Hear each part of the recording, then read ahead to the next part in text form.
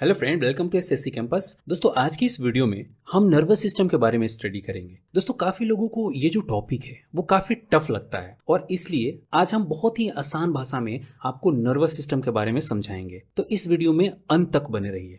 आज की इस वीडियो में हम सबसे पहले जानने की कोशिश करेंगे कि नर्वस सिस्टम होता क्या है। इसके बाद नर्वस सिस्टम की बेसिक यूनिट जिसे हम न्यूरॉन कहते हैं, इसके स्ट्रक्चर को समझेंगे। इसके अलावा नर्वस सिस्टम की क्लासिफिकेशन को भी समझने की कोशिश करेंगे। तो चलिए सबसे पहले जानते हैं कि नर्वस सिस्टम होता क्या है। देखिए, नर्वस सिस्टम हमारे बॉडी का कमांड या यूं बोले कि कंट्रोल सेंटर होता है। यह हमारे पूरी बॉडी को कंट्रोल करने का काम करता है। दोस्तों, नर्वस सिस्टम में ब्रेन तथा स्पाइनल कॉर्ड होता है जो हमारे पूरे बॉडी से इंफॉर्मेशन को कलेक्ट करता है तथा उस इंफॉर्मेशन को एनालाइज करके उस पर रिएक्ट करता है। हम अपने डेली लाइफ में जो भी एक्टिविटी करते हैं, जैसे कि खाना खाते हैं, वॉक करते हैं या सोते हैं, वीडियो को वॉच करते हैं या सोचते हैं, इसका मतलब कि आपका जो नर्वस सिस्टम है वो अच्छे से काम कर रहा है, अच्छे से वर्क कर रहा है, तभी आप ये सारी एक्टिविटी को कर पा रहे हैं। अगर आपका नर्वस सिस्टम काम नहीं करता तो आपकी जो सोचने समझने की क्षमता है वो समाप्त हो जाती और ये सब एक्टिविटी आप नहीं कर पाते।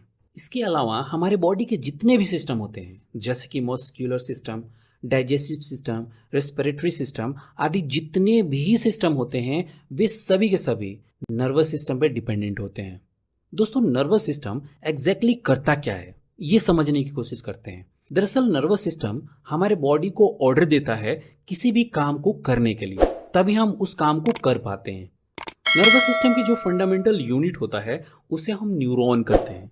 न्यूरॉन नर्व सिस्टम का सेल है। जैसे कि हम जानते हैं कि हमारी पूरी बॉडी छोटे छोटे सेल से मिलकर बनी होती है। सेल कई प्रकार के होते हैं, तो नर्व सिस्टम वाले सेल को हम न्यूरॉन कहते हैं। दोस्तों, न्यूरॉन्स नर्व इंपल्स जनरेट करता है। नर्व इंपल्स दरअसल एक तरह का मैसेज होता है जो कि हमारे ब्रेन से हमारे ऑर्गन तक जाता है या फिर हमारे ऑर्गन से हमारे ब्रेन तक आता है।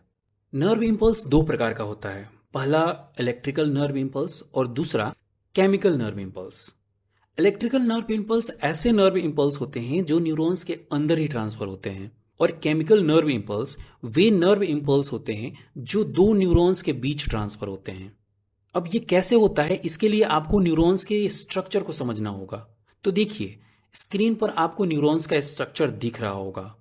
न्यूरॉन्स में क्या क्या होता है इसके नाम भी यहां पर लिखे हुए हैं। आप इन नामों को याद रखिए। जैसे कि न्यूरॉन्स की मेन सेल बॉडी होती है, इसके भीतर न्यूक्लियस पाया जाता है। इसके अतिरिक्त इसमें डेंड्राइट्स भी होते हैं जो कि दूसरे सेल्स में नहीं पाए जाते हैं, और इसमें एक्सॉन होता है जो कि एक टेल लाइक स्ट्रक्चर होता है। एक्सॉन के ऊपर यहाँ पर माइलिन सीट होता है। दो माइलिन सीट के स्पेस को नोड ऑफ रेनवियर कहते हैं। एक्सॉन के एंडिंग में एक्सॉन टर्मिनल होता है जिसे हम नर्व एंडिंग भी कहते हैं। अब होता क्या है इस एग्जाम्पल से समझिए।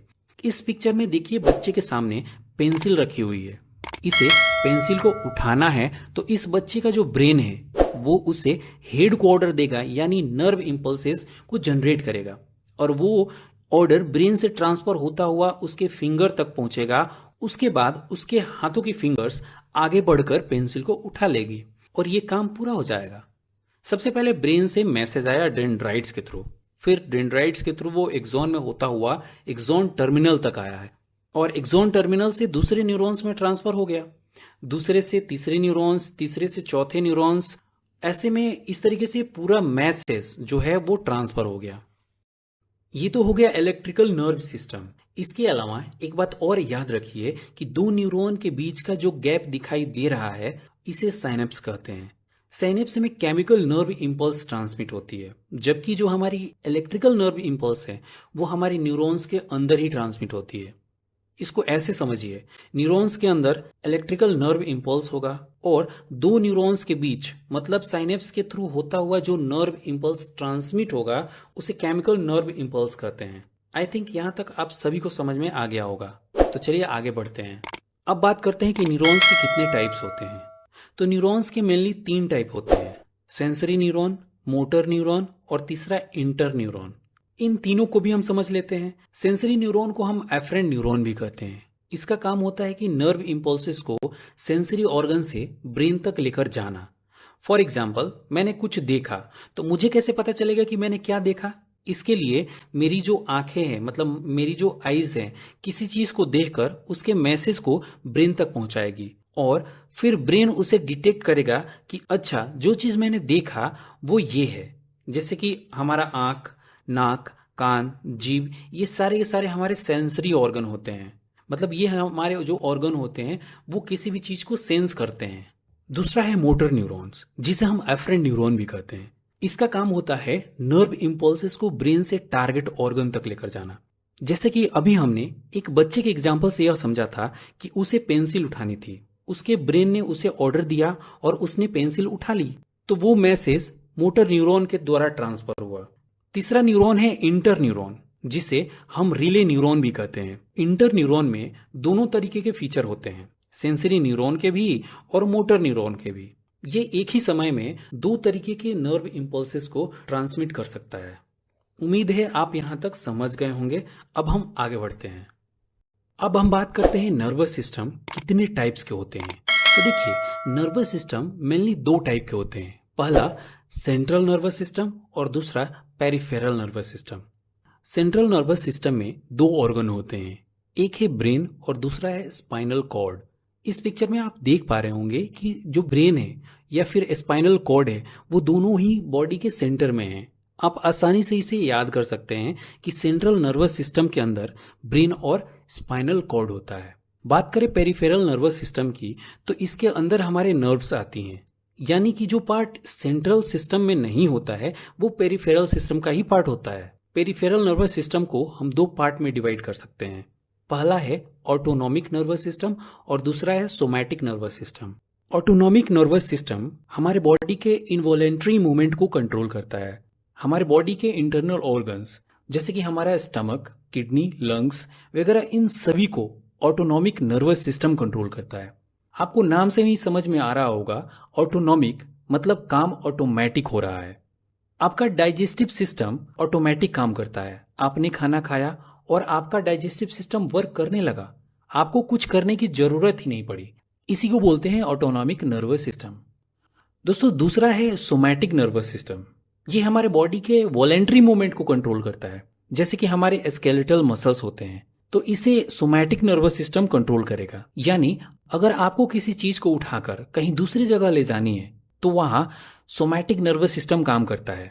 इससे पहले हमने बच्चे के एग्जाम्पल से बताया था, उसे पेंसिल उठानी थी तो वहां उसके सोमैटिक नर्वस सिस्टम ने वर्क किया, वहां उसकी मसल्स ने काम किया जो वॉलेंट्री है। यानी जब हम चाहे तभी वो एक्टिविटी कर सकता है, अदरवाइज नहीं। ऑटोनोमस नर्वस सिस्टम में अगर हम थोड़ा और आगे जाएं तो इसे फिर हम दो पार्ट में बांट सकते हैं। पहला है सिंथेटिक नर्वस सिस्टम और दूसरा है पैरासिंथेटिक नर्वस सिस्टम। दोस्तों देखिए, सिंथेटिक नर्वस सिस्टम जो हमारे बॉडी के अंदर सडन स्ट्रेस होता है उसको कंट्रोल करने का काम करता है। जैसे कि यदि आप किसी सुनसान सड़क से गुजर रहे हैं और अचानक से आपके सामने टाइगर दिख जाए तो आप उस समय क्या करेंगे? आप घबराकर वहां से भागना स्टार्ट कर देंगे, उससे बचने की कोशिश करने लगेंगे कि कहीं ये आप पे हमला न कर दे। तो यहां पर आपके सिंथेटिक नर्वस सिस्टम ने काम किया। बात करें पैरासिम्पैथिक नर्वस सिस्टम की, तो ये हमारे बॉडी को नॉर्मल करने का काम करता है। जैसे कि अभी मैंने आपको बताया कि आपकी बॉडी सडन स्ट्रेस आया तो आपका सिंथेटिक नर्वस सिस्टम तुरंत एक्टिवेट हो गया आपकी बॉडी को बचाने के लिए। लेकिन पैरासिम्पैथिक नर्वस सिस्टम आपकी बॉडी को नॉर्मलाइज करेगा। इसके अलावा हमारे बॉडी का जो टेम्परेचर वगैरह है उसको नॉर्मल करने का काम भी पैरासिम्पैथिक का है। तो दोस्तों, आपको नर्वस सिस्टम का क्लासिफिकेशन अच्छे से समझ में आ गया होगा। अब हम बात करते हैं आज के लास्ट टॉपिक की, मतलब ऑर्गन्स ऑफ नर्वस सिस्टम। मतलब नर्वस सिस्टम के कितने ऑर्गन्स हैं। ओके, तो देखिए, नर्वस सिस्टम के मेनली तीन ऑर्गन होते हैं। पहला है ब्रेन, दूसरा है स्पाइनल कॉर्ड और तीसरा है नर्व्स। देखिए, ब्रेन और स्पाइनल कॉर्ड किसके पार्ट है ये मैंने आपको क्लासिफिकेशन के अंदर ही बता दिया था। ये है सेंट्रल नर्वस सिस्टम के पार्ट्स, और नर्व्स जो है वो पेरिफेरल न्यूरल सिस्टम के पार्ट होते हैं। यानी कि जो कुछ भी सेंट्रल नर्वस का पार्ट नहीं होता है वो सभी पेरिफेरल सिस्टम के अंदर आता है। दोस्तों, ये तीनों ऑर्गन्स जो हमारे नर्वस सिस्टम के अंदर आते हैं, इन तीनों में से हमने ब्रेन को अच्छे तरीके से उस पर वीडियो बना रखा है और डिस्क्रिप्शन में उसका लिंक डाल रखा है, तो वहां से जाकर उस वीडियो को देख लीजिएगा। दो का जो है नेक्स्ट वीडियो में हम डिटेल्स में बात करेंगे, तो अगली वीडियो भी जरूर देखें ताकि आपको नर्वस सिस्टम कंप्लीट समझ में आ जाए।